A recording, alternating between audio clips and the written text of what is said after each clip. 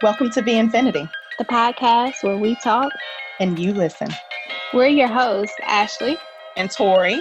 Hey, Welcome, welcome. Ashley. This is Tori, and we have a guest. Her name is Evandra. This is a friend of mine. Our topic today is about vows, and so with that, we're discussing why should we get married, right? And love versus security. We're talking about vows. Yes, I'm in my mid to late 30s, and I'm unmarried. So a lot of people, I get that question a lot, like, why aren't you married? And I'm like, well, why should I be married?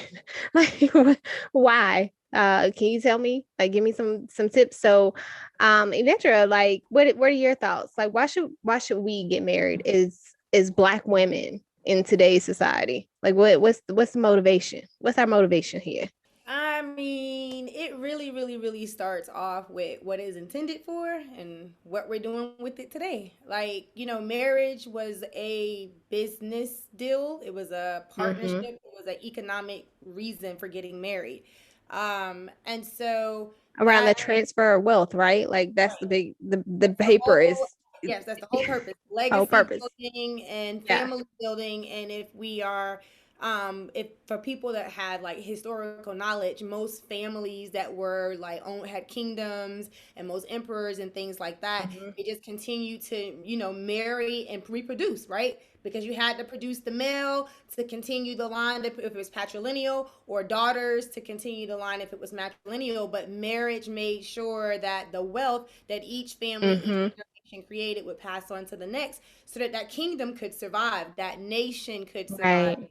Hence why Europe survives the way it does, because it still is that royal family idea of lineage and reproduction. Like if there's a boy, it's like everything is great. When there's a girl born, it's just not such a big deal, right? Because Right. it can't continue on that family legacy. So that's what marriage was for. Marriage today, people marry for quotes, love, feelings, what a person brings to them, image, Yeah. a lot of different things that whatever that person is looking for that marriage for. I always knew I would be married. So it was just that something that my father just always made seem like was what women should do. Should do. And he didn't come from it from the perspective of love. He truly came from it from the perspective of there is no way that you should be catering to a male in any way above Wow. or beyond X, Y, and Z if you're not that man's wife. Because at the end of the day, you need to be taken care of. And the only way to ensure that is through legally marrying somebody and grabbing a hold of whatever monies they got, right? That is what it is at the end of the day. I didn't go into my relationship with my husband thinking that, right? Because Right. he had no money. He didn't even have a driver's license. So we ain't gonna talk about that part. But the part is he didn't say do it for love or a feeling. It's just that if you as a woman is gonna give this man this level of you, and this man is going to take away from your ability to also build, because there's a distraction with this man, but that man's not contributing back to you, he's not your husband, then what are you really doing? So that was the reason for me getting married. And then also the legacy building thing, right? Me and my husband have been able to build our finances together from the ground up, and we have that now that we can pass to both of our children. And I'm just thankful and blessed to be able to do that, and we're doing it together for our kids. So on the quote unquote love portion, so a lot of people do get wrapped up in, swept off your feet, the love of my life, or college, high school sweethearts. You ride that wave. So I've heard a lot when it comes to marriage, like you fall in and you fall out of love. And of course, everyone tells you that marriage is something that needs to be worked towards. You have to build up on it. It's a never ending thing. Do you believe that that's truly like rooted in the fact of that quote unquote love? Or is it rooted in the fact of, working towards a common goal of that wealth building?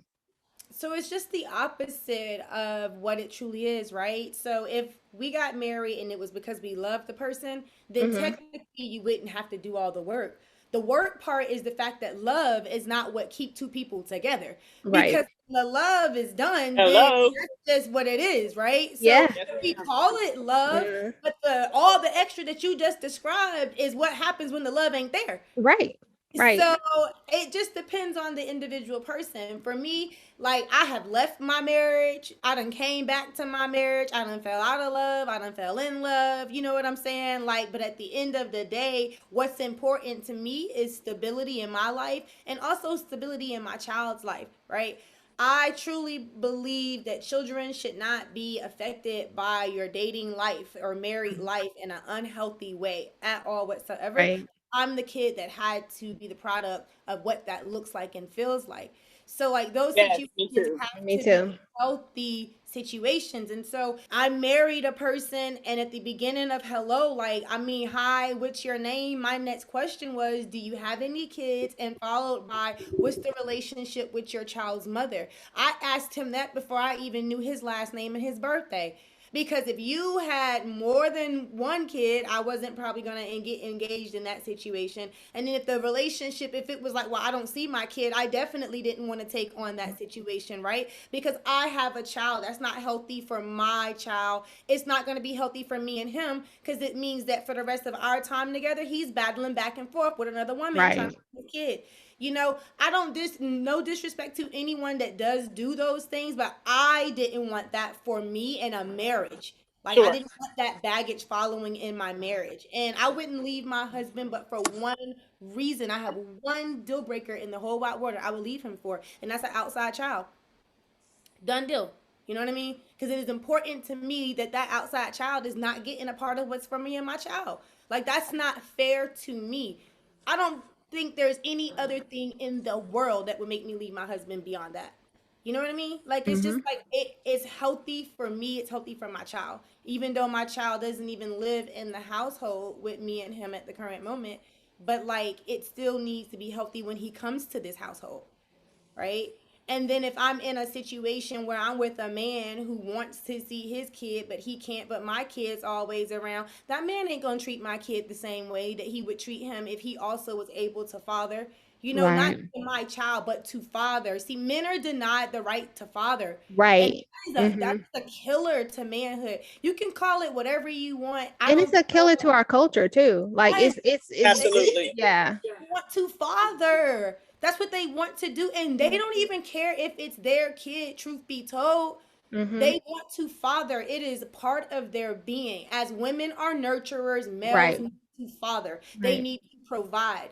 They can't get that feeling from me or a dollar.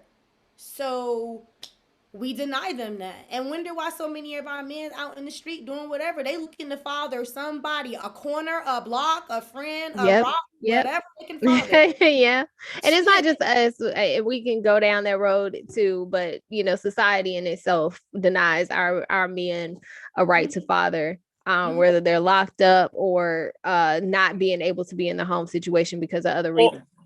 or demeaning them as Yes. men and sitting out Yes. there treating them as if they're boys out in the community, in society, every single day. Like they can't, like Hmm. be the man that they desire to be for their families, their villages and sorts, because they're always being, dehumanized and Yep. and treated, like boys. Yep.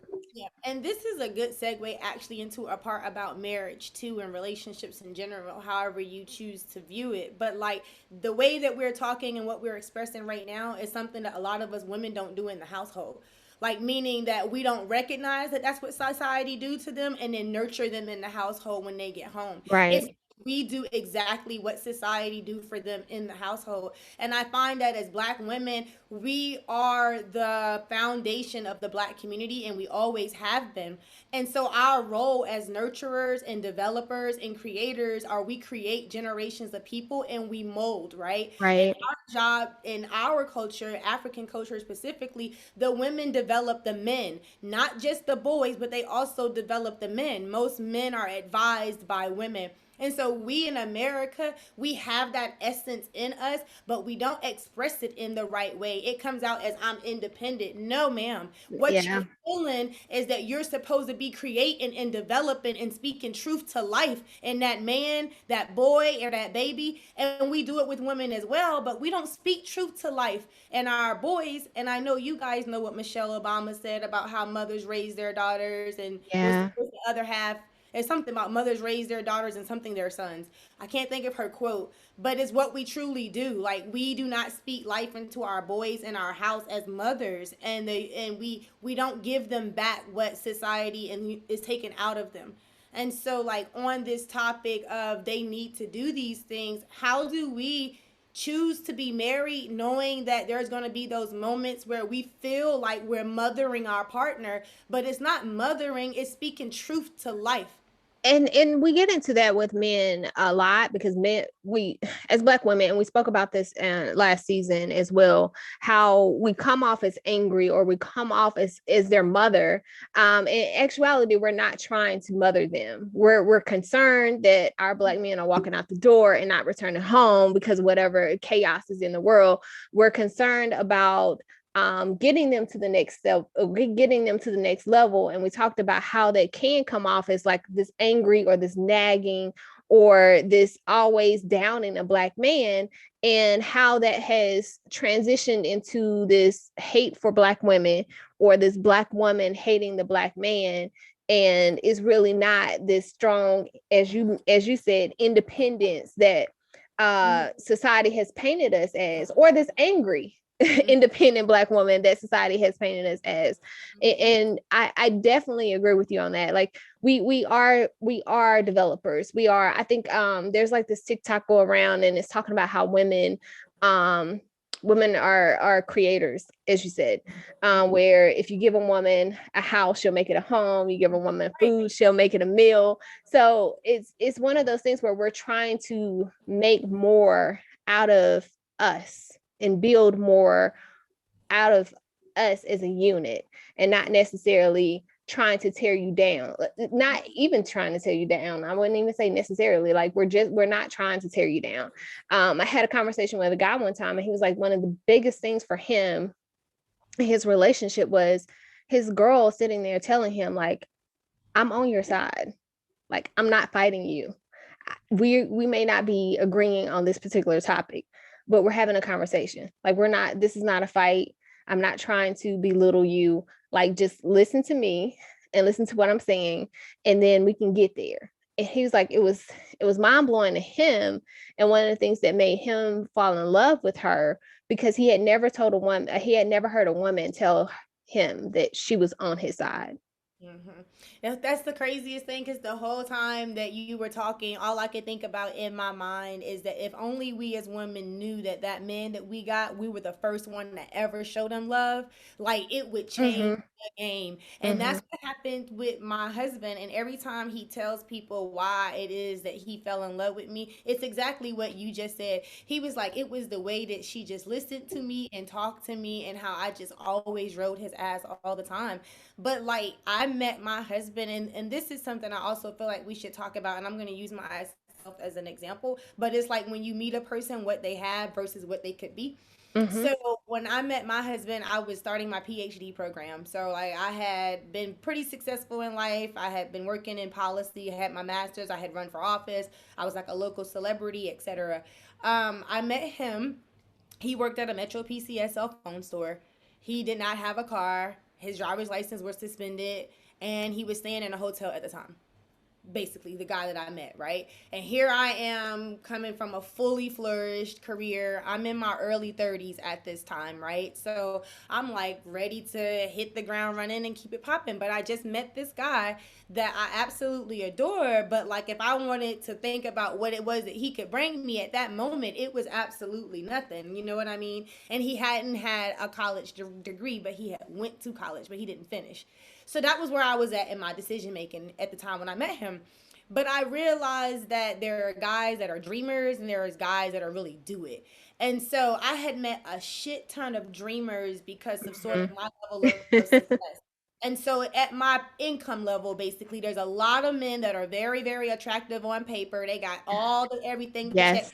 checked, but they're dreamers. So you realize after about 5 years with this person, you're left still just trying to help them figure out their dream. It's kind of like the movie, that Tyler Perry movie, where he wanted to keep building that machine, that battery, and finally he built that battery, Yep. and it blew up or whatever. And what he had to go through what she went through during all of that time, but he's still working on this battery. So that's what I walked myself into, right? I did walk myself into that situation, but I knew that the woman that I was, and with the connections that I had and what he wanted to do, I could help him build that battery a hell of a lot faster. And I knew that after he had his battery, he was going to be the perfect dude for me. He wanted to teach kids and be in education. I was getting my PhD in education. Like, oh, I got you on that part then. Shit, let's do that, right? Let's go. Let's do it. Exactly. So my first thing was, we got to get you in school. You know what I'm saying? So boom, I got him in school. I wrote a letter to the freaking Secretary of Education for the state of Virginia and asked him to pay for his tuition for him to get a teacher preparation degree, since it was a shortage of black male teachers. No bullshit. The office emailed back, said, boom, we got you. We'll pay for it. Yes, yes. Okay, listen, you gotta help that person along with you if that person is worth you doing it for, right? But a lot of our men don't have that connect or that pull. He couldn't have did that, and I couldn't have not done it like some women would have did. Like, he need to do his shit on his own. I'm not gonna be doing all this for him. I'm not be writing letters and emailing stuff for him for this and that. Wait a minute, boo. If you trying to take that man on a long ride with you, you're gonna have to use the privilege you have in this country as a black woman for your man. It's that simple, and we don't use our privilege as a black woman to really help out a black man when he's not where we want him to be when we meet him. No bullshit. He graduated past May with his associates in teacher prep, and now that he and I are married and I work at the university, he gets his bachelor's for free. It's $25 because he's my dependent. You know what I mean? Yeah. Like, let's keep this train moving. And in Mm-hmm. between time, the current job that he's working, I got him that current job, and now he's like at the top in the finance field. You know what I'm saying? Like, and then That's super. his fucking credit straight, and this nigga credit is higher than mine. So like, we are so good right now. But if I would have looked at Metro PCS, if I would have looked at the hotel, the no driver's license, the no car, you know what I'm saying? Like, I would have lost out on a really, really great dude. I just knew in my case it was unique. I met someone that wanted to be in the field that I had already infiltrated. That may not necessarily be everybody's case, but you can use what you know to help that man. You know somebody, and not to put women out there, but chick, if you just have a drink with the right person in the company or corporation, you know what I'm saying? You can do something. I don't know what, but I know that we as women got privilege, black women, to help our men more than what we do. And we don't do it because I'm mothering him. He should know how to do a resume. He don't, bitch. You better do it for him, or you're going to keep wondering why he looking for a job every week. Yeah. You know he don't know how to do no resume. He barely know how to clean the lint filter on the dryer. But like, for real, this is it is. It's about being our relationships being healthier and stronger. It's where we can find that black women do have privilege. And we have a lot of it, and we need to use it to not create the man in the point of, I'm gonna make this man who I want and what I want him to do. But as we just said, we're nurturers, we're creators, we're developers. I'm gonna speak life into this person, and if that person, after me speaking life into him, doesn't work out for me, he's damn sure better than for the next woman. If we're thinking about the community as a whole. And like, that's also a big miss, because a lot of people are like, I'm not going to build up this person. I'm not going to build him up so that he can go out here and leave for somebody else. And my thought is, like, if he was for me, he'll still be here. If he not, then he don't need to be in my life. He don't need to be in my circle. He don't need to be around, because guess what? Like, that's not meant for me. That's meant for the next one. And I want you to be happy and enjoy and thrive, because I'm not missing out on anything. With me or not. With me or not. I'm not missing out on anything. Because you would have been here. When you're in a relationship. So they, like, men will appreciate that. They would think twice about doing something to betray you in those instances. If all you can do is cook a meal and fuck, like, I mean, the betrayal will happen. But if you helping this man achieve things and he got things to brag about, he feeling like a man while with you, the likelihood of him betraying you, I'm not saying it ain't there, but you're not having a man that would betray you. You're not developing a man that would betray you. But some women don't recognize and realize they don't speak truth to their man, and all they think is that they ass and their hands is supposed to keep them. Yeah, I'm gonna say too, on the back of that, like, when we're in these relationships, you know, okay, so like you're sharing your perspective as to how it came together, and you're right. I think a lot of our connections and pairing are missed based on, you know, what we're getting into relationships for, what we're marrying for, what we're looking for, and that kind of thing. You know, are we equally yoked? Does this person have enough to bring to the table that we have to bring to the table? And sometimes those relationships are missed because, yes, we don't want to put in the work. And so speaking of like past practices versus current versus future, yes, I do hear, you know, those conversations, like you said, of like, he better get it himself, he better figure out it for himself, that kind of thing. But in the same space, like, I do feel like a lot of times, I can't recall the mentioning that you were talking about with Michelle Obama, but I do think a lot of times that, you know, in past tense, at least, women were groomed to be wives. I got it real quick. Mothers love their daughters and raise their sons. That's exactly what Michelle Obama said. Basically saying that mothers don't even show their sons love. She just do the necessary things to raise him and get him out the house, basically. Go to school, eat, sleep, and go on. Whereas with her daughter, she loves her. She nurtures her. She speaks truth into her and raise her at the same time. So that's what Michelle Obama was saying. And so by all means, that's definitely a good perspective, right? But then we would have to talk about the absence of the male, because to speak on Michelle's perspective from a woman, you know, to speak on the male's perspective. And like you said, men like to father, you know, they like to be, they want to take on that role as the provider, as the, you know, the protector, to hand something down, to keep things together, to make it stable, that kind of thing. I just feel like while men want to do that on both scenarios, like, we bring so much to a marriage without doing thorough investigation as to what's going on in the background, which we talked about that with our last podcast on vetting. And so we talked about how we actually come together and what we're bringing in that process of finding a mate and everything.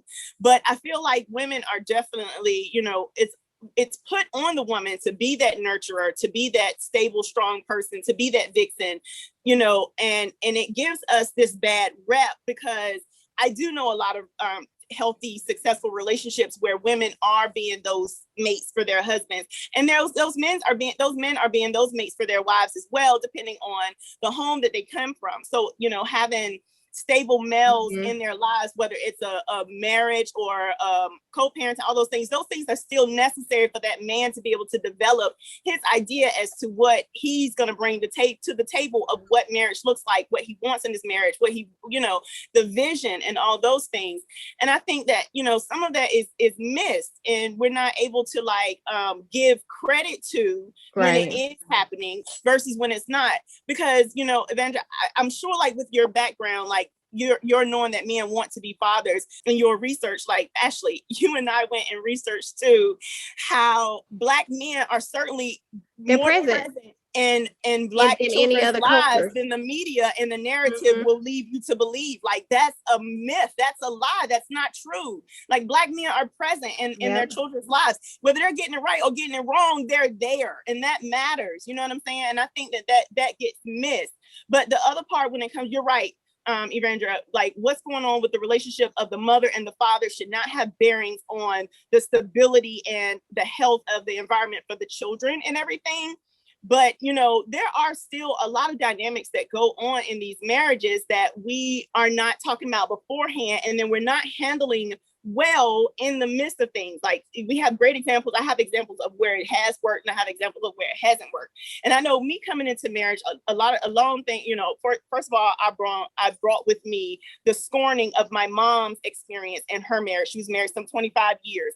And to her, you know, the one thing that would cause her to be done with the marriage is being in an abusive situation. She was not going to allow herself to be abused in front of her children, you know, giving us the impression that that's okay. Like, she deaded that situation after 25 years. Our father remained in our lives. They're friends now. We've moved past that. But I brought that along with me. So when I decided, you know, when it came time, like, do I want to be married? Like, I didn't think I wanted to be married, because my mom taught me to be independent, have my own money, take care of myself, never rely on a man, you know, and all these things. And it was like, it was her experience. So it was a passed down, you know, type of situation.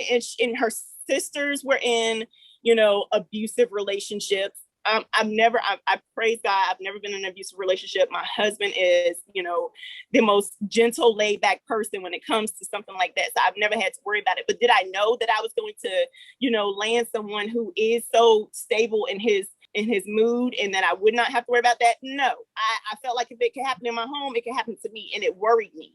But even aside from that, aside from the abuse, there was also infidelity, and the infidelity was also something that weighed heavy on me. I had to decide, do I want to be in a relationship, or a marriage for, when I thought about when I was becoming an adult, I was like, I need to build financial wealth. I need to have stability. Right. I need to be able to pass some things down to my children, if I have children or not, whether I'm married or not.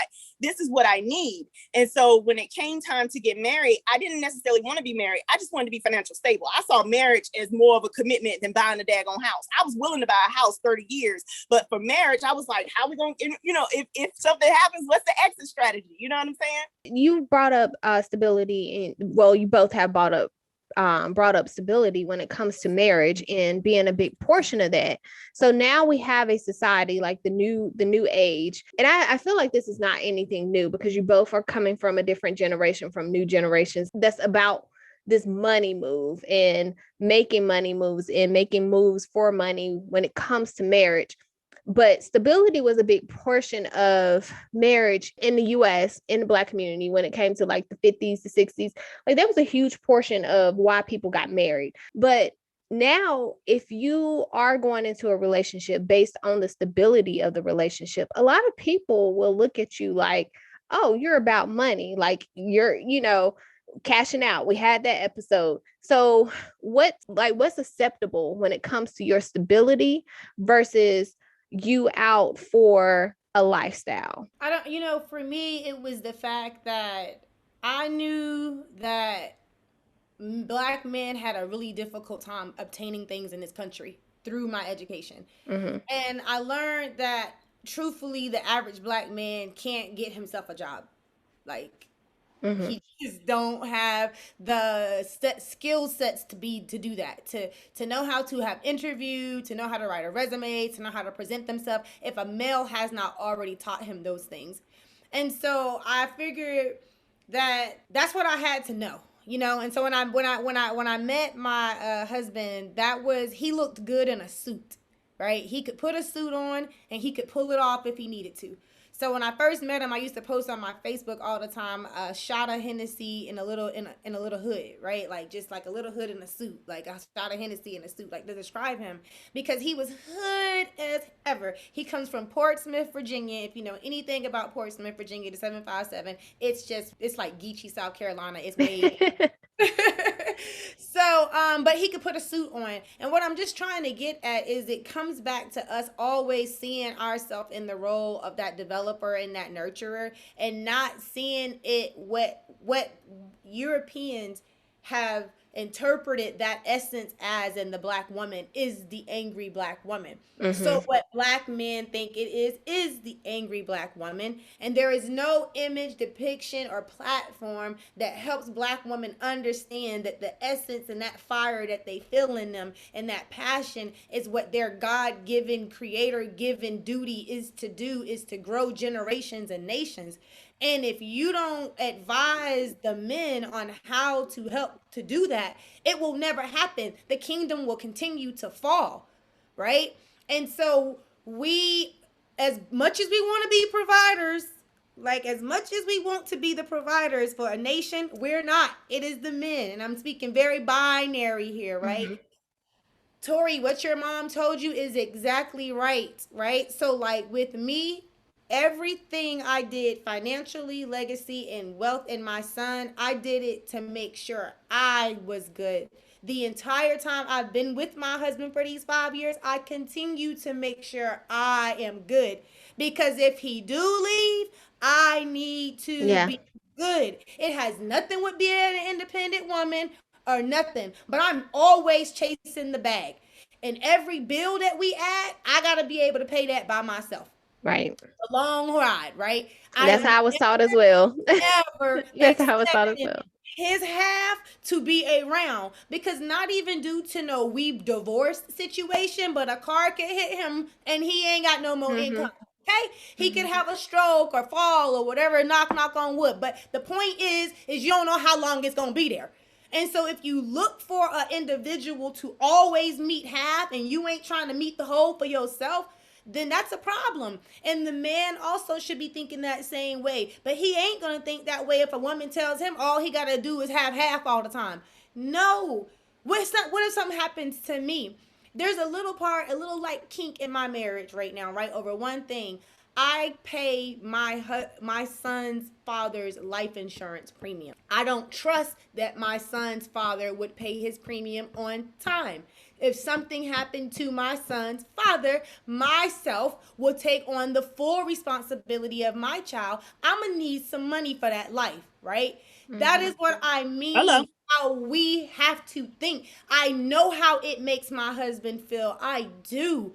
But at the same time, like, what if something was to happen to him? You know, we have to think that way. We can't look for marriage to only fit half of the lifestyle that we want. And what we find ourselves doing is falling short every time because you're expecting someone to give you a lifestyle that you want. That man might not want that same level of lifestyle. So he might feel the need to go up that extra promotion at work. He comfortable where he is with how much he need per month and what he needs to go retire and what legacy he need to pass on. He might be cool. You might not want to be there. You can't expect that man to keep promoting or working harder his ass off to meet that extra for you. You need to meet it for yourself. And so in short, I would just like all women and men both to know, never seek half. Every bill you get, you got to pay it if that person ain't there. Because it ain't about the infidelity and the betrayal. It's life happens. Yeah. Life happens. My sister literally has been in the hospital for 30 days. She has 2 kids and she will never be the same ever again. Their kids literally just have a mom that can't do for them right now ever. It wasn't because of somebody or whatever. But it was because she got into a situation where she stopped getting oxygen to her brain, right? So, like, it's various things that we should always try to pay whatever our lifestyle is. You can't look for that person to be your halfway point at all the whole time. And so when our mothers are telling it to us, like my mother didn't tell it to me in the right way for me to understand it. It was told to me as in you do it because you don't need a nigga anyway. Like, that's why you doing it. No, you know what it feels like to be able to pay for all this shit, but I'm paying that half and that other half is being saved. You know what I'm saying? Yeah. Like, I'm not going to ever get rid of half of my fucking income. Yeah. Bullshit. And it goes back to, again, the stability portion and what we were taught. We were talking about the vetting that whole situation, what we were taught. So with that, so I can definitely say that what you're saying, Evandra, how these things are passed down from generation to generation and that kind of thing. You know, one point I'm gonna make is that we've had a couple of generations where our fathers have been absent due to systematic bull crap, right? And so we have to consider that part. And then the other part to it is, I don't think there's enough conversation and counseling going about when it comes to marriage and how to come into the marriage and how to stay together. And so a lot of the things that you are bringing is from a different perspective because it gives so much more compassion than I think, you know, I've been taught to give by all means. But also let me say, while my husband and I came together, you know, I considered myself more of the breadwinner in the beginning because he was coming out of college. He hadn't gotten his feet stable to start into his career, to start, you know, building. And when we first came in, I was certainly a nagger. And when it comes to, like, you know, what I felt like he should have been doing to match what it was that I was doing, I felt some kind of way. That was constantly us bumping heads about, you know, how hungry each one of us were and where we were heading and what we wanted for our marriage as a unit. And so, like, yes, I can talk about, you know, what I want for me as an individual, but it's, you know, when I came into this mindset, I didn't come into the mindset of being 2 people. I came into the mindset of being 1.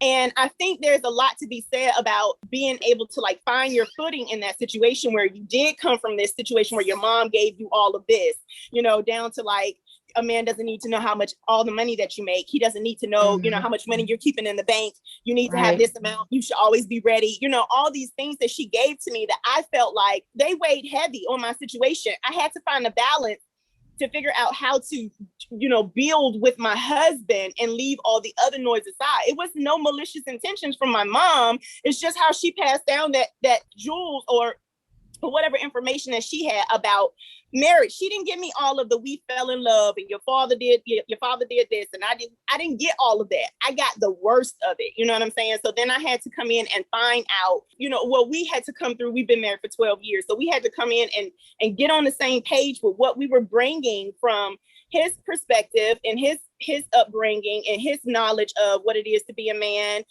through college, through becoming an adult, all of those things, his friends, their relationships, all of these things versus what I would bring into the picture. And then without us seeking counseling to find a common ground and, just having, sometimes conflict perspective as opposed to like I just feel like it becomes a lot, you know what I'm saying? Yeah. And so then it's hard to the goal is to be together. The goal is to figure it out. The goal is to work through it. The goal is to have healthy families and healthy marriages and that kind of thing. But it's just no blueprint. And so, we came in, I'm just saying you have that question, do you marry for security or do you find someone who's broke and you build together? Right. You know what I'm saying? You came in and you gave your you were there, you know what I'm saying? And I just, like I said, I feel like a lot of pairing and it's missed by what we have and what we feel like we should be coming together with, as opposed to the lack of conversation that is going on about, well, maybe you can still find a man that doesn't meet all the qualifications that you think he should meet. But are you willing? Do you feel like you should have to, pour into someone? And then why not? Why not? If it's a person that has the potential, my husband, he was fresh out of college. He didn't have a job, but he had potential. Your husband, he looked good in a suit and, he was a shot of Hennessy, but he had all these other things going for him, but he had a little roughness around the edge that worked for you. And you was like, if I could just X, Y, Z, and that's the other question. So there's a lot of people that will tell you don't fall for potential. Don't marry potential because potential is not realistic. Potential, man. You got to know what it is that you can bring to that potential, though. And something that, Tori, you just touched on when you said breadwinner, and it sort of leads into this, is that the career that my husband wants, he will never be able to be a breadwinner because he wants to be a school teacher. Let's just put it out there, right? Hey, that's passion. Mm-hmm. And got to realize whatever career, whatever profession that man also wants to go into, and know the fucking salary ranges for it. We don't do and be comfortable with it, right? We don't get this level of socialization and raising from our parents, whereas in European families, this is a constant dinner table conversation about what industry is your person in. That's why when white folks always meet a person's partner, what do you do for work, is the first question, because who's your family is the second. Yeah, and it lets you know how far their income can go, right? So I know for me, he can't even take care of just himself and his kid as a school teacher if I wasn't in the picture. Let's just be honest with that, right? That's not $45,000 a year. It's gonna be a struggle for anybody that's a school teacher without a second income, unless you got a really low debt to ratio income and you living comfortably or whatever. But I know that I have the potential to be in the 200,000s in the next 5 years if I wanted to, right? So you have to reconcile that as a woman, and I'm just using myself as an example. I have a huge gap, but it's my gap. But for not every woman, the gap is so huge. And for some women, it just you have to work around your man's situation. If he got a felony or etc., what is his level of education? You cannot want a Gucci bag man and he got a high school diploma and a felony. You just cannot want that. And then you blame it on all men ain't shit. No, boo. You wanted a lifestyle that you knew your dude couldn't give you when you met him.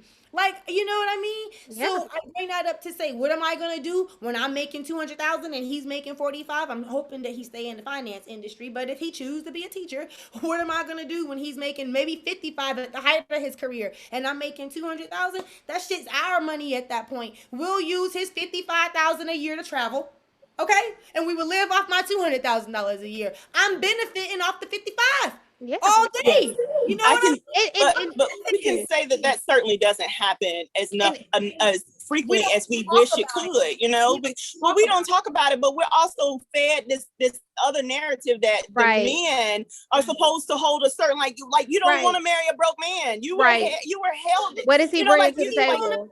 What's he bringing to the table? Your father told you, my father told me, what what's this? What this nigga got to offer? What is he Yes. gonna bring? What's this? Yes. Like fathers are concerned about their daughters. My husband's gonna do the same thing. We can have all the conversations in the world. My husband would tell you that he felt like when we came together, like, he appreciated the fact that I was there for him. And, regardless of what he thought I should have been based on what he thought I had, I wasn't. I was there for him because I wanted him, but I don't know what he might do, but if you ask me, if a man comes into the picture, if he's the provider and he's doing everything for him, for his girls, and then it's time to hand her over, he's gonna be like, what is he bringing to the table? Tell me what I just do. You can't worry about that. You're right. You shouldn't. He needs to raise his daughter the same way, but it communicated differently. You're not making your own so you can be alone and independent, but you're making your own because the man that you might fall in love with, that you want to marry, might just be in a career where it's a cap. And that's good. I'm glad that you're giving that perspective, because that's definitely not. You can. That's why I'm saying it was just expressed down to us so wrongly. It was. We have to recognize people's careers. And it's not just us, it's also our men too, because it's a lot of men that have a problem if their wife is bringing home $200,000 a year. Well, that's the lot. Man that needs to go make that money then. Exactly. That's his problem, though. It is his problem. Fuck that. That's your problem. And then there are a lot of women that are struggling with it. A lot of Black women, because like you said, we have a lot of privilege, or we're gaining a lot of privilege. Even though we're still the lowest paid, we're still in the corporate world at the highest of rates. We're still graduating college. We hold the highest. We are the highest educated. Yes. And when it comes to us, we're like, there are studies that show that Black women at a certain range or a certain height are more single than any other amongst us. The thing about it is, it's because we don't see the income, whatever it might be that man brings in. You're still benefiting off of it some way. Like I said, I'm literally thinking in my mind, when I get the 200,000, whatever the fuck he's bringing home, we're traveling with that. We're eating with that. We're building with that. Saving for retirement with that. Whatever. Because we got privilege as women. We're always gonna make more money than Black men. It's just what it is, generally speaking, right? It's how we want to benefit from what it is that he do bring. Just because he ain't paying half the bills, do you know how much you can travel for $45,000 a year? You making 80, 90? Yeah. Come on. How many investment properties? I mean, come on now. Thank you. We have to reconcile the privilege we have in this country, and we also have to respect the career of the man that we choose and have the knowledge to know how much money he can make. Tori, no, I'm not lying. And most my husband gonna make as a teacher is $55,000, and that's probably at the height. Do you think I'm going to stop at 55 so me and him can be equal? In Carolina. I'm not going to stop at 55 so that we can be paying half. The fuck I look like with $55,000? I'm trying to travel that much each year. You know what I'm saying? So like, it's still us, and we cannot sit here and expect the man to know this. And then what happens when a Black woman get a man with a decent ass job? She don't want to work. Oh, I just want to go to school and do whoop-de-whoop. And then he's knowing truthfully that you just trying to do you. And then when you do you probably going to be gone. And then he's investing back. Or some other BS the opposite way. And it's like, even the men that do make the money, or they cornball dudes or whatever, they don't pull my hair in the bedroom. Girl, listen, what you worried about? You have that communication. Tell him to pull your hair, girl. You better have that conversation. Just have that conversation. You better have that conversation. Those are things that you can build and change right here. We can learn some stuff. Let's go to school. But no, I really truly get it. And then when it's equal income, right? Whatever the bills is, whatever one you add, both of y'all should be able to pay that on your own. There's going to be times where you're relying on the other person if you're building and you're growing, but it should never be constantly we're half and we're adding. Like, no, like if we add this and something happened, I can't afford to keep this up on either side. And it keeps financial tension in marriages at bay. You don't have as much financial tension. And what it also does is it makes you love the person you with more, because you know that if that person F up, you good. That person know that if they F up, you good. So the whole thing is we find ourselves relying on the other person, and they know if they betray you, you ain't going nowhere. But when they know you solid and you good, they might not want to. Hey, financial abuse is a thing. Like, people use that as power. It makes a healthier marriage when that person know that you good without them, but y'all great together. You know what I'm saying? Because if you betray me, I'm not gonna be looking at you for no quarter nickel a dime, my brother. I'm gonna take care of this house, this car, this mortgage, this fucking timeshare, all the investments we got, and you're out. You feel me? No one wants to be caught in that situation, but people get themselves caught in a situation where that person know if they betray them, they can't leave because they can't stand on their own. You sit in a $500,000 house as an administrative assistant. Boo, and that's the part of us that try to keep up with the Joneses. Like a lot of times we compare our marriages to other marriages, and then we're looking at what we want to have versus, you know, what somebody else has, what someone else has, or the vacations that someone else is taking, and that's what we want to have, you know. And so oftentimes, like we don't find our own footing in our own marriage because we're so busy listening to all the noise that goes on outside of our marriages, and that makes it hard for us to, like, you know, listen to each other and to respect what each other has to say and to move up. You know what I mean? Like we can't develop our own vision as a couple because we're busy listening to, you know, how they did it and what our parents wanted and what this couple looks like and what I and think what somebody gonna think about me being a breadwinner when he ain't the breadwinner, you know, like girl, it's so much. It's so much. Ashley, how do they know? That's the problem. The problem is actually how do they know exactly? That's the problem. How do they know? Why do somebody know your household? Know your business.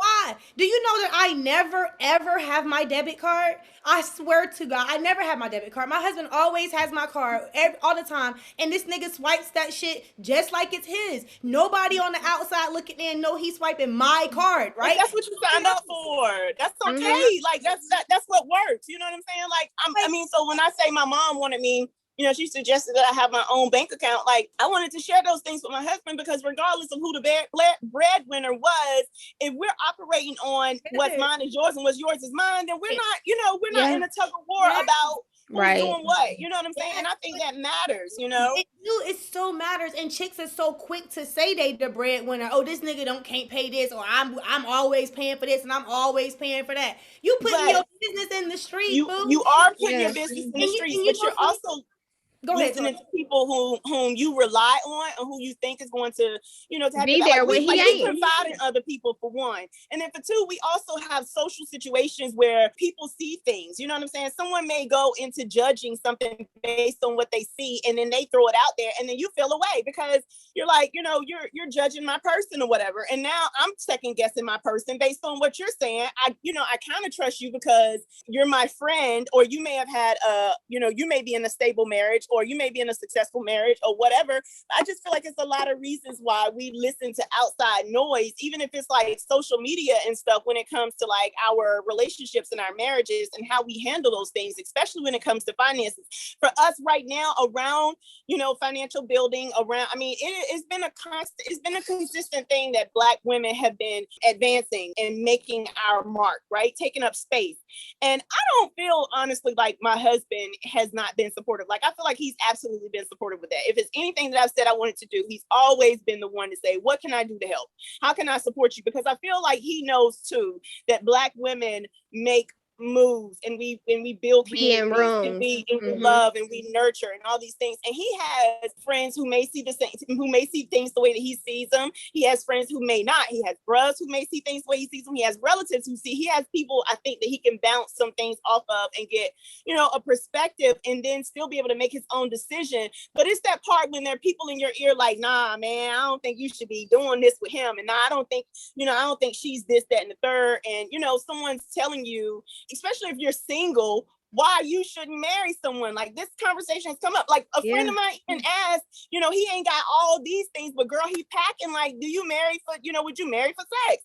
Right. Along with, would you not marry for sex? He got all the qualities, but that sex is garbage. Like, do I marry for sex? You know, like it's a lot of conversations about what to do. So I feel like it's necessary for us to have these conversations, but certainly to take that piece of judgment out.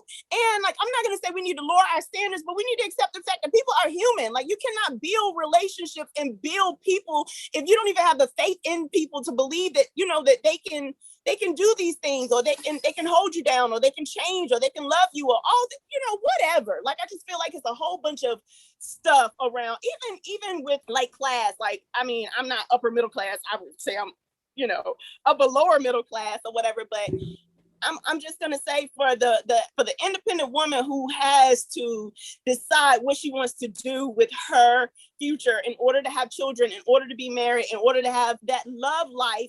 Am I marrying in my race? Am I marrying outside of my race? Am I marrying up? Am I marrying down? Yeah. You know, when can I have children? What am I expecting for children? Are we marrying at all? Are we co-parenting? Like, it's so many things that the Black woman has to consider. And like, she is high on the pole. Like, you know, like, this woman is up here. Like, she should be the choice for everybody, but yet she struggles to get, yeah, I know, boo. You know, I know you are so beautiful. You have all the qualities. This is mind blowing to me. Like, you should have men lined up at the door with all that you have to offer. What dumb ass would not see that in you, or would even step to you with some bullshit and not be ready to match who you are? Like, brother, step up too. When you come, step up. Like, be willing to like lay it down on the line and be that person that be willing to put on the suit. Be willing to put on that put suit. That damn suit on. Be willing to let her write his resume.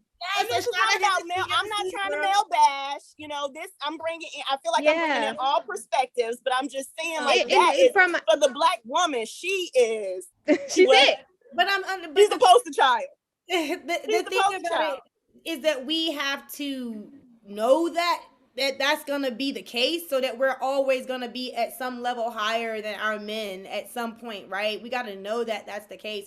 A part of it that I find often, I'll be out in public and I'll be paying attention to situations, right? You can tell when the woman is clearly the breadwinner, and it's like when the check comes to the table, she going in her purse. When they go to buy something or whatever, she's going in her purse. If you and your dude is gonna be out shopping and eating and it's gonna be people looking like, when it matters, why not give the man the money or the card or whatever and let him pull it out, let him pay with it, even though it's yours? And it's sometimes we don't do that kind of thing, but in the beginning times, it just makes the outside look in and make that man feel better. If y'all gonna be out doing it together, not like if y'all just, you know what I'm saying, just give him your card and go and let him spin it and swipe it. But if you're date night, let him swipe. And see, I'm just gonna say, I do want to say though, in my only speaking from my place in space, like if we're out and I go into my pocketbook, it's because I asked him. You know what I'm saying? Like, it may be asking him which account we're pulling this from. It may be asking him, you know, do you want me to go ahead and get my card? Do you want me to swipe? It may be him saying, go ahead on and do this. I'm gonna cash app you. It might be him saying, pull out the Wachovia card because we share the Wells Fargo card because we share that account.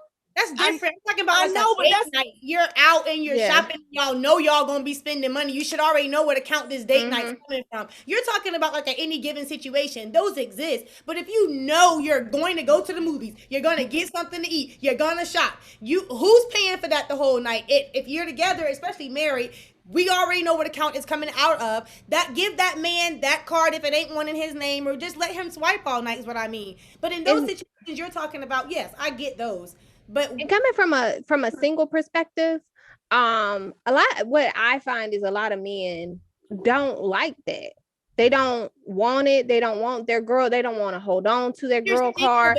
It's a big ego thing. It's definitely a big ego thing when it comes to the male having someone that is paying. There's also things that go into it from a habit standpoint. There are some men that seek out these types of relationships with women that are successful because they know that she is willing.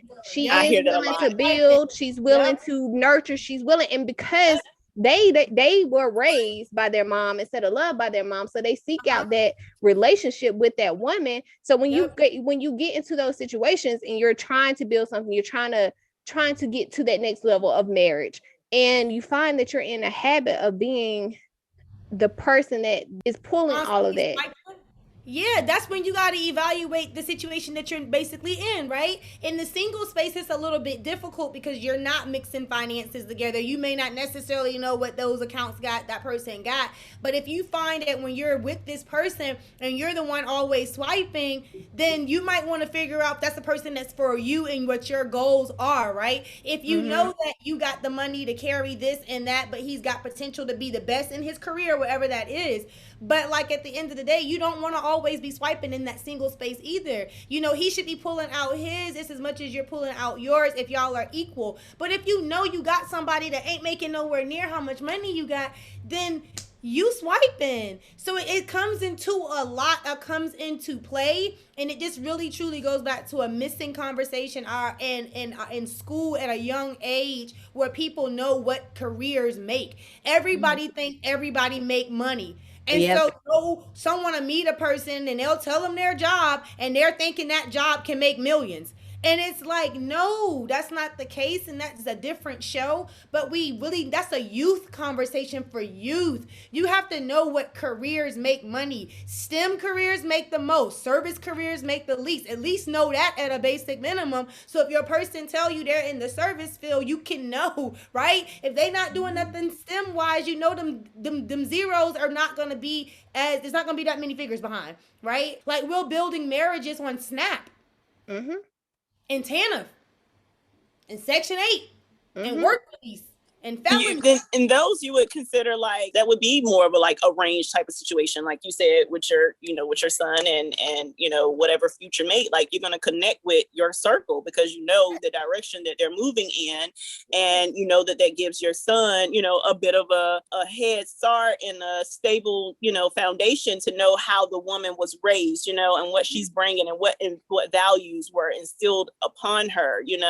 But in that same space, that's the space of finances. Like, I think there also needs to be a conversation around, what that healthy marriage looks like and how to tend to that healthy marriage and how to have those hard conversations and to bring, those two backgrounds from those two people together and be able to share, because there are other things that go into like whether marriages are successful or not, than the finances and the nurturing nurturing finance. infidelity. Yeah, like that, right? If you showing compassion and you loving and you growing together, the likelihood that person's gonna betray you is not so likely. See, we got situations where people know that you can't leave them. We got these dependent, toxic relationships that makes them unhealthy. I can treat you any type of way, but I know that you can't survive without me. We talked about these things. We just can summarize them to connect them, but we are talking about them. It's part of what we've been saying. Mm-hmm. We've got to have healthier financial conversations to kill it. The infidelity and the betrayal comes from feeling insecure and weak with the person that you're with. And that's because everybody just trying to come in and do half of the job. So that when shit fuck up, I can easily know that you're not leaving me. Right? We're talking about it, Tori. We just have to put it out there in a different way for people to understand these things occur because of insecurities. These things occur for not feeling worth or valid or valued in the relationship for what you bring or what you know that you want your passion is. Your passion may not be 7-figure lifestyle, right? And to understand that. So we're talking about it. These marriages are not healthy. We bring in toxicity. We bring in generational transfer of information. Yep. We bring in ideals from the media into them. Baggage from past relationships. Yep. Right. We're talking about all of the things that make a healthy marriage work. If we're doing these things, those marriages would be healthy. I'm not saying infidelity wouldn't occur. That will always be there, right? I'm not saying financial issues won't come up, because it will. But if we're doing the things we've been talking about, it'll be less. We're not asking for it to be zero, right? But we're asking for 70% divorce rate to be like a 30% divorce rate, right? That's what we're asking for. We're asking for generational wealth. We didn't get to really talk about the children, but we're asking for them to have 2 healthy, whole adults raising them and developing. Yeah. Mm-hmm. But we're asking for that too. So we're talking about it. People just sometimes need us to connect it for them. You know what I'm saying? But yeah, these absolutely. Are the things that need to be done for those healthy marriages to work out. And it's work. But like, we need better images of what feeling that sense of passion as Black women. Compassion is huge. World in our grace is huge. It's not anger. It's not independence. It is the burning desire to build a whole effing nation. Right. African nations were matrilineal. We have the desire in our womb to build nations and develop, and that comes off as over concern, mothering, angry, independent. That's what it come off as, right? We can dismiss all the propaganda nowadays. Fuck niggas, get money. Like, we can dismiss that propaganda because we know it's there. But we know there are strong Black men in the community and strong Black women in the community, and that we know that Black women need to know that burning feeling that they feel to build a nation is real. And you can't build a nation if you're not speaking life into the men. Even if he ain't shit, or even if you build him up and he ain't gonna be with you, At least we're continuing to build a nation as Black women should. That's why we got privilege, because we built this whole universe. Everything was born from the woman. It's just natural. So, Okay, so all of that, right? Because I need to play a little devil's advocate, right? We know that the infidel, like again, the last episode we were talking about, or not even vetting, when we were talking about this visceral, how people aren't telling you the whole truth and nothing but the truth when they come to the table, and how they present themselves as one way, but there's a whole bunch of other stuff that's going on, and you don't find out until it's too late, and you feel like you vetted properly, right? But like people are showing up as not themselves. I'm just saying, like, in this world of dating, right? And trying to find that suitor who shows up having everything, right? I'm just saying, like, let's say they show up and they're ready to come to the table, and they're giving you this impression that we're about to move forward and talk about having children, talking about a future, talking about marriage, talking about careers, talking about where we're living. We're talking about all these things, but then you find out that you're not getting the real person that you think you're getting. And like, because like you have all of these dynamics that are like easy to see through, right? The man so say he shows up with coming from a stable background. Say he shows up with having the shit he's supposed to have, or not even having what he's supposed to have, but he shows up in the package, right? He's packaged. It looks good. But then when you get further into it, you find out that there's some personality character flaws going on, that someone's not giving you the real. And now you find yourself in this situation. And I'm asking this because, like, yes, when finding a suitor, but now you're in a marriage and now you're trying to figure out, like, how in the heck did I get in this situation where I came here and this person presented himself this way and now he's this person, or a woman presented herself this way and now she's this person.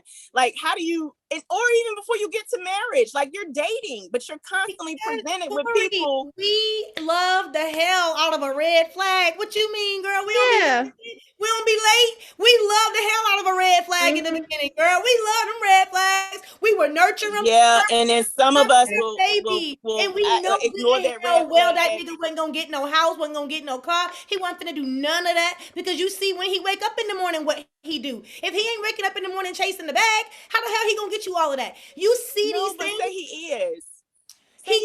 Tori, you see these things. How can you not see somebody not getting the bag? How can you not see them not chasing the bag? You see this. It's a red flag, but you see it.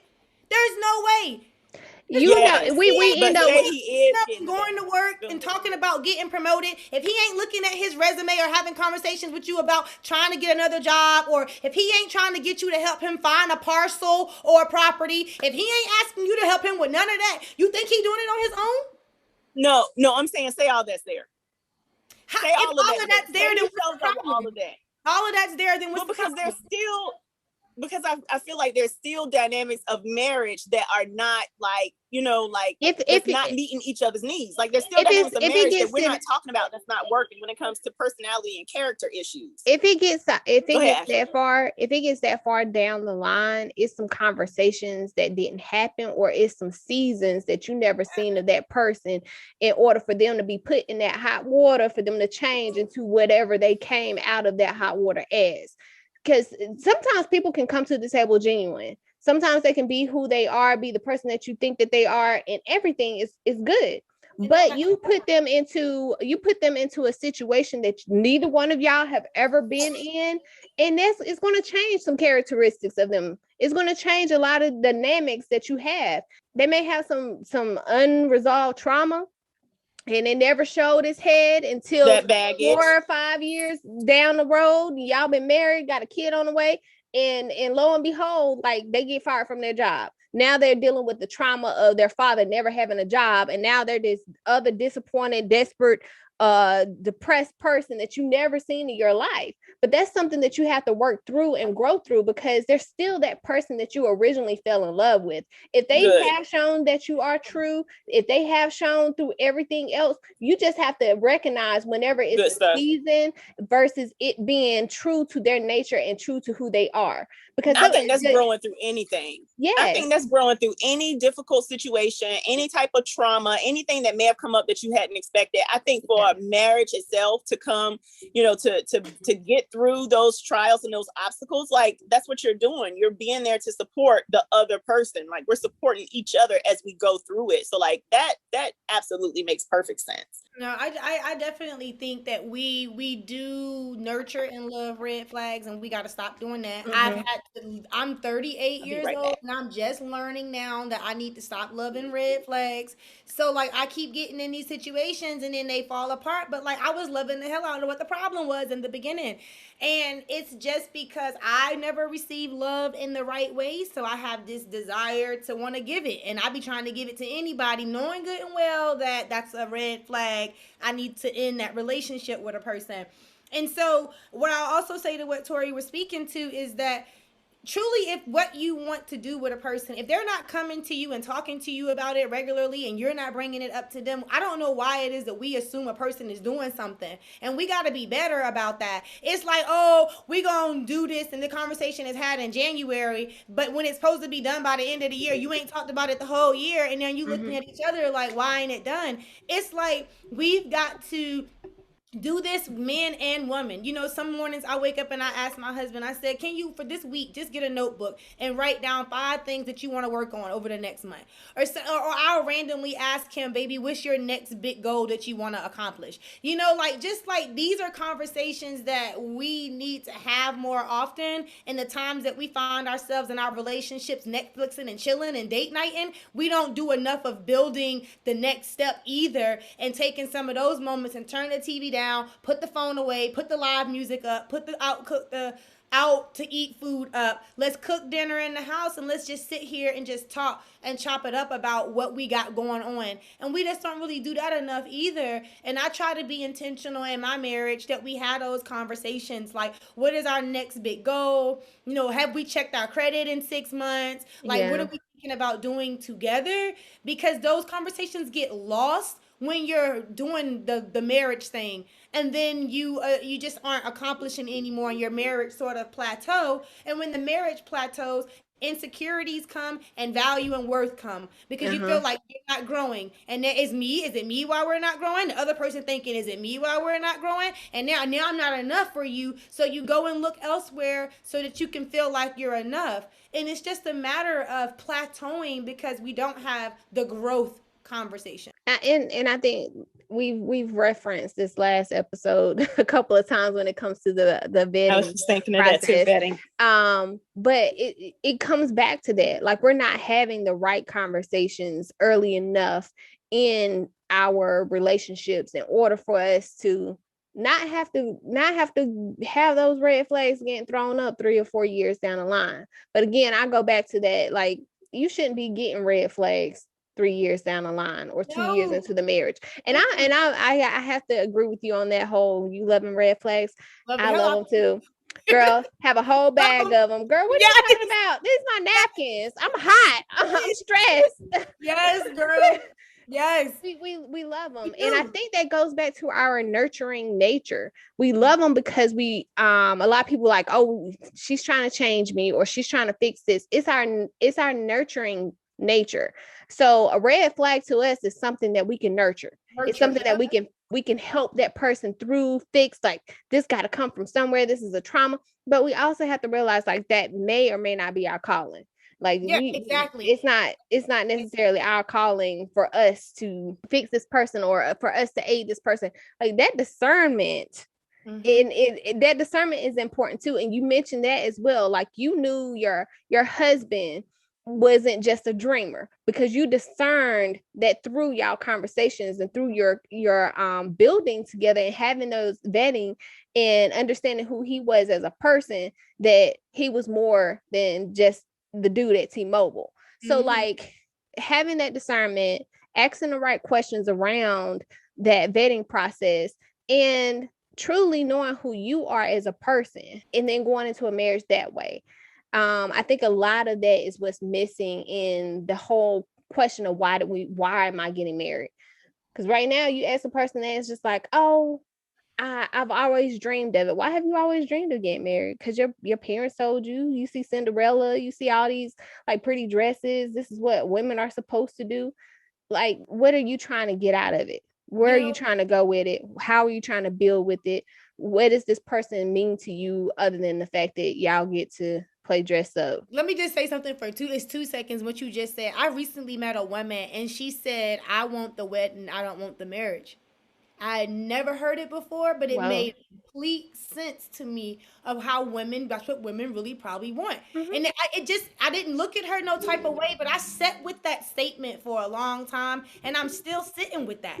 She is literally looking for the wedding, not the marriage. And we got a couple of those things when it comes to marriage. It's like, what is the one? Married for first time married for love, second time married for riches. Yep, marriage for stability. I've heard that. I've heard people say that their first marriage was for love. The marriages after that was for security. I'm not marrying for love anymore. Like, and that was part of like, I think that's important. And I would hope that we will need to like revisit, hopefully, because I know we'll have to wrap up soon. But I do want to have that conversation, like in terms of like marrying for love versus marrying for security. But I just feel like with that vetting part, like we get into these lustful situations and we put more, whether it's the lust of being with the person, whether it's the lust of the perception of being with the person, whether it's the perception of having it all together, or I've gone through these stages in my life, now I'm worthy of marriage. And I believe that we're coming together to marriage and for wrong reasons. You know what I'm saying? Between love and stability, I don't understand the difference.